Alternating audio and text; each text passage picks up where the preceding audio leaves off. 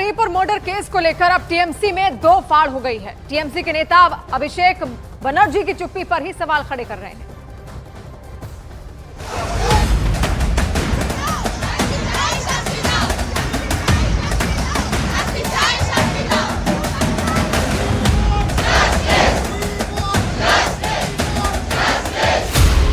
आरजीकर की घटना को लेकर टीएमसी में दो फाड़।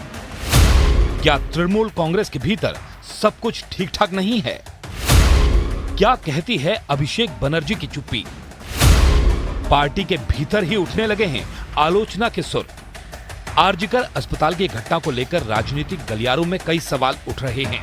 टीएमसी के भी कई नेताओं ने 9 अगस्त को आरजीकर मेडिकल कॉलेज में हुई घटना के बाद प्रशासन द्वारा उठाए गए कदमों पर सवाल उठाना शुरू कर दिया है। इस बीच पार्टी महासचिव अभिषेक बनर्जी की चुप्पी ने मामले को और गंभीर बना दिया है। पार्टी नेता कुणाल घोष ने भी इस मामले पर ममता बनर्जी के नेतृत्व में लड़ाई लड़ने की बात कहते हुए अभिषेक बनर्जी की चुप्पी पर सवाल उठा दिए। शीर्ष नेत्री ममता बंदोपाध्याय তিনি নেতৃত্ব দিচ্ছেন এবং আমাদের সেনাপতি সর্বভারতীয় সাধারণ সম্পাদক অভিষেক বন্দ্যোপাধ্যায়কেও সক্রিয়ভাবে এই লড়াইতে সামনে চাই। अभिषेक बंदोपाध्याय सक्रिय नहीं। पार्टी के सीनियर नेताओं के इस मुद्दे पर सामने नहीं आने पर साफ दिखने लगा है कि आरजीकर की घटना पर टीएमसी में न सिर्फ मतभेद हैं, बल्कि पार्टी दो खेमों में भी बढ़ चुकी है। हालांकि लगातार उठ रहे सवालों पर टीएमसी नेता फिरहाद हकीम सामने आए और इन अटकलों को बेबुनियाद बता दिया। কোনো মতভেদ নেই, কিছু নেই। মমতা ব্যানার্জির সাথে আমাদের সৃষ্টি তো মমতা ব্যানার্জি। অভিষেক সবসময় সক্রিয় আছে, এই নয় যে সবসময় মুখ দেখিয়ে সক্রিয় থাকতে। অভিষেক অত্যন্ত সক্রিয় আছে এবং আমাদের সাথে আছে। इस केस में 14 अगस्त की रात को अस्पताल में हंगामे और तोड़फोड़ की घटना पर अभिषेक बनर्जी ने एक्स पर पोस्ट कर इस हंगामे में शामिल लोगों को गिरफ्तार करने की मांग की थी। साथ ही प्रदर्शन कर रहे डॉक्टरों की मांग को उचित और जायज बताते हुए सरकार से उनकी सुरक्षा को प्राथमिकता देने की भी बात कही थी। जिस वक्त ममता बनर्जी ने रेप और हत्या के आरोपियों के लिए मौत की सजा की मांग करते हुए रैली निकाली थी, उस वक्त भी अभिषेक बनर्जी कहीं नजर नहीं आए।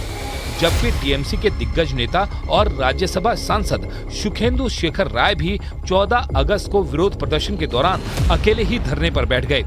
उन्होंने इस घटना के बारे में गृह मंत्री अमित शाह को भी चिट्ठी लिखी।